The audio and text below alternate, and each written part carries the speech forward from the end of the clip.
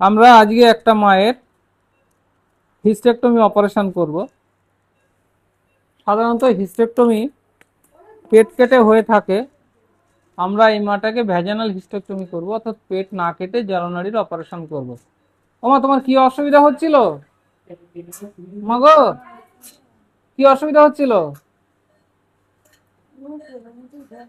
পেটের মধ্যে ব্যথা করছিল, আর আর নাড়ি ঝুঁকে গেছিল।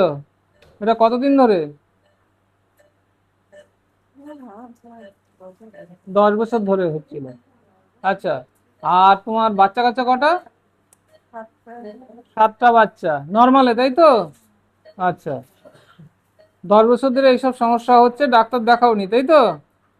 আচ্ছা, ডাক্তার দেখিয়েছিল, কেউ বলেনি অপারেশন করতে হবে? ওকে কেউ বলেনি অপারেশন করতে হবে? ওষুধ টষুধ খেয়েছে, আমরা ওষুধ টষুধ দিয়েছি। আলটিমেট আমরা ডিসিশন নিলাম যে ওর হিস্টেক্টমি করে দেওয়া দরকার। তো যেহেতু বয়স হয়েছে, সেজন্য আমরা ওর পেটটা কাটবো না, আমরা নিচে দিয়ে অপারেশন করব, অর্থাৎ ভ্যাজানাল হিস্টেক্টমি বলে এটাকে। তো আমরা শুরু করছি, দেখা যাক, ঠাকুরের নাম নিয়ে শুরু করছি, চলো। এই